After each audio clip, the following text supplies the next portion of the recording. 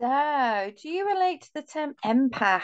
I want to explore this in this podcast, right? I recently wrote a post on Facebook, so I want to explore it here for the listeners here. So, it really was an interesting discovery for me when I discovered the term empath because of how things affected me in a completely different way to others. So, I'm going to explore 10 traits of an empath, and you can let me know at the end of this series how many that you relate to. So, number one, empaths are highly sensitive.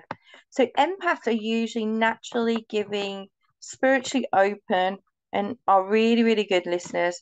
So, if you want heart, empaths have got that 100%. Through thick and thin, they are always there for you and they are world-class nurturers. Yet they've easily had their feelings hurt. Empaths are often told that they are too sensitive and they need to toughen up.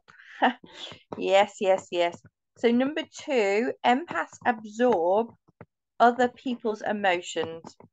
So, empaths are highly attuned to other people's moods, good and bad. They feel everything, sometimes to an extreme. Ooh. They take on negativity such as anger or anxiety, which is exhausting. And if they are around joy, peace, and love, their bodies take these emotions as well, and their souls expand and flourish. So I don't know if you can relate to those 2 points already. So number three, many empaths are introverted. So I can definitely relate to this one. Empaths become overwhelmed in crowds, which can amplify their empathy.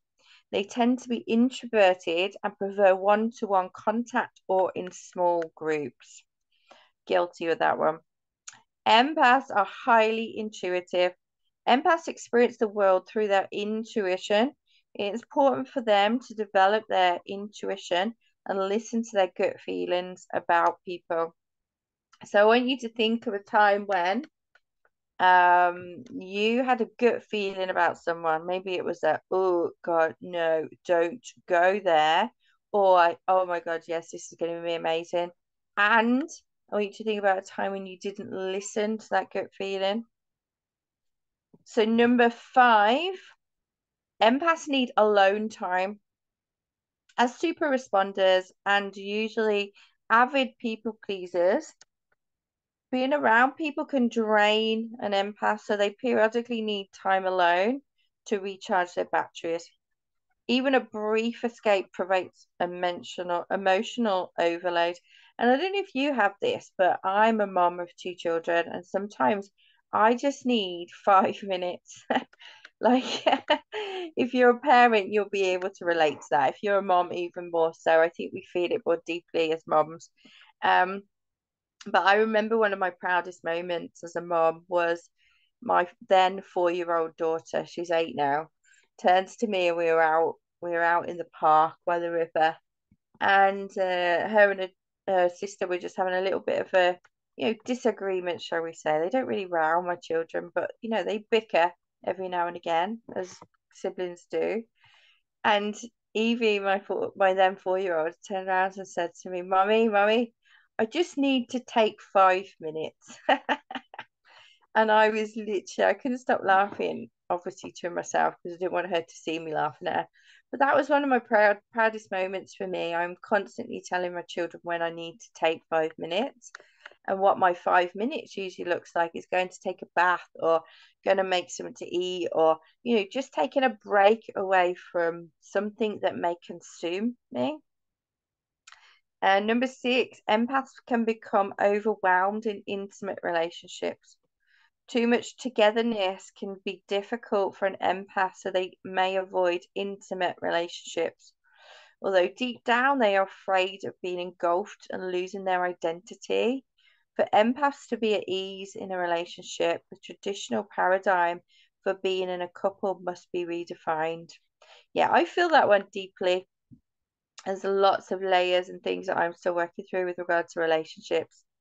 I don't know how you feel about relationships, but it's almost usually the point where people need to do the most work, because obviously you are working with another human being and you are mirroring each other's traumas and each other's pain points and each other's issues, and they're coming to the surface. They're coming to present to you right in front of your face.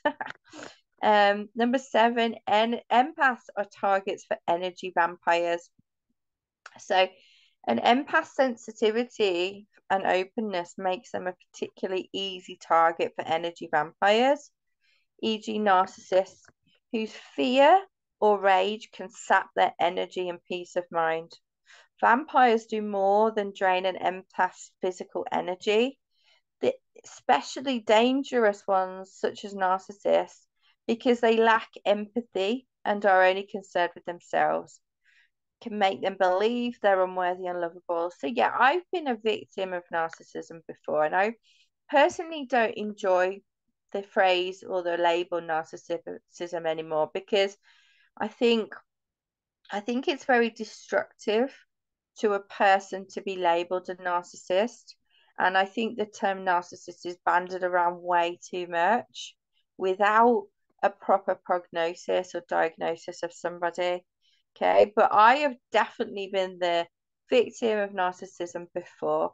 And the way that I can identify to it is, how does that person make you feel when you're around them?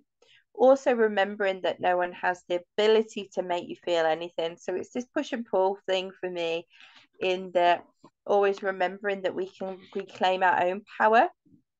The problem that I had when I was going through this was that as someone who was brought up in a very traumatic environment, chaotic, traumatic, I didn't feel very grounded as a child. I tended to attract those kind of relationships, and those kind of relationships are usually with a narcissistic type individual, somebody who needs a lot of attention, someone who brings a lot of chaos, a lot of drama.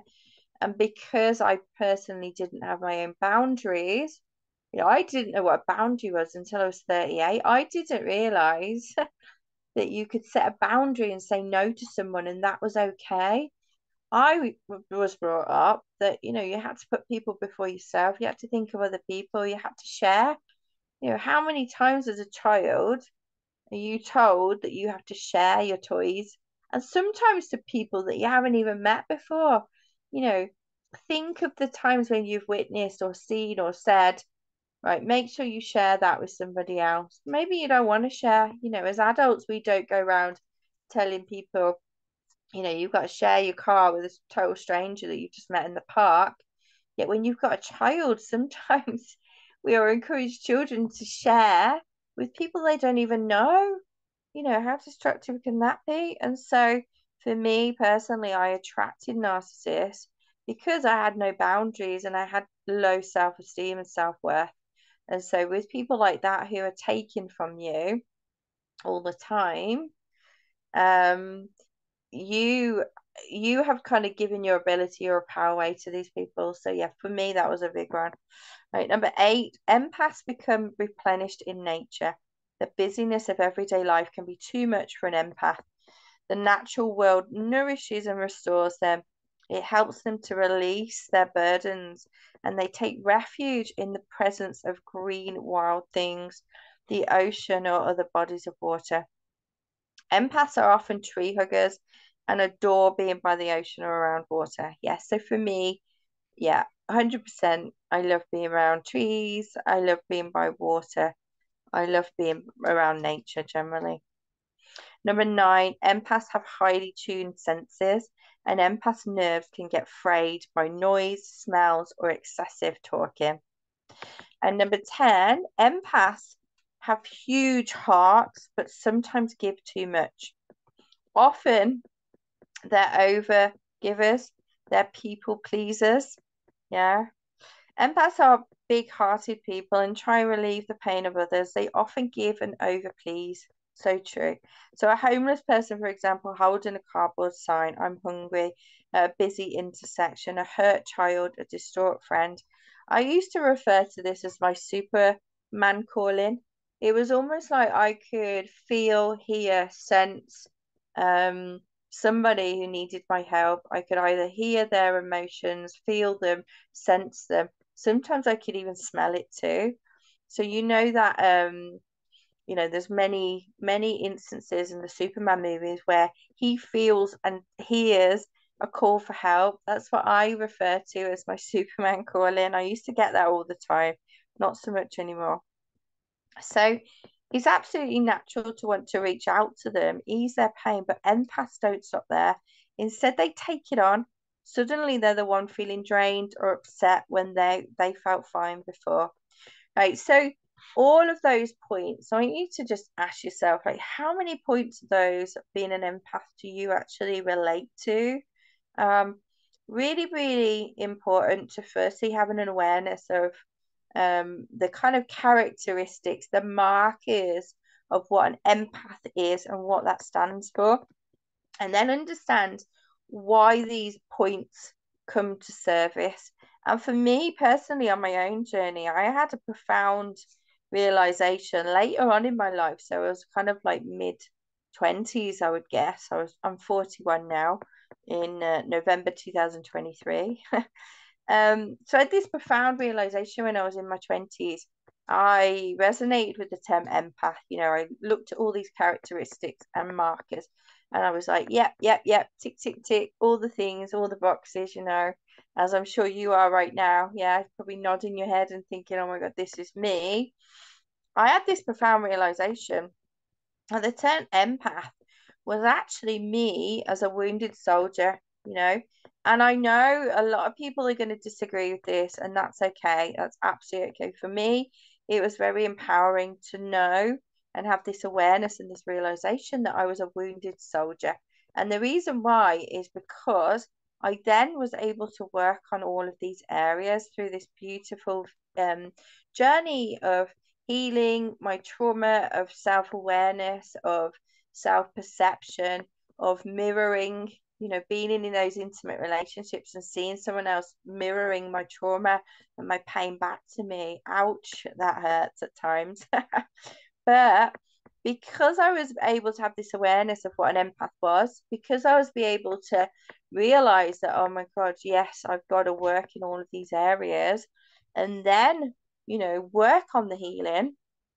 And obviously, this is an ongoing process. And my children have just woken up. Hey, Isabel. Don't see my face. No, you're not on video, don't worry. Yeah, so because I had this profound realization that I was an empath and I resonated so deeply with this term empath, because of this trauma that I'd been through, I was able then to navigate more effectively through my own life by getting the healing that I need. So the most important thing right now for you is understanding that the more points that you relate to that I've spoken about, the more important it is for you that you need to learn how to heal from your own trauma. You need to learn how to protect your own energy. That's really, really important. And also be really, really crystal clear on what your boundaries are to protect yourself from other humans and also protect yourself from other entities as well. And throughout this podcast, we're going to be explaining all of these different things that are going to help you and are going to help you navigate through your healing journey yourself. So I'm super excited about this. If you have any questions or if you want to reach out to us, you can find me on Facebook, or you can also email us as well. Hello at thecosmicsurgery.com. Our website is also www.thecosmicsurgery.com. So I'll look forward to hearing from you if you've got any questions. If you want me to feature your question, then I could do that as well. So sending you love, light, and miracles.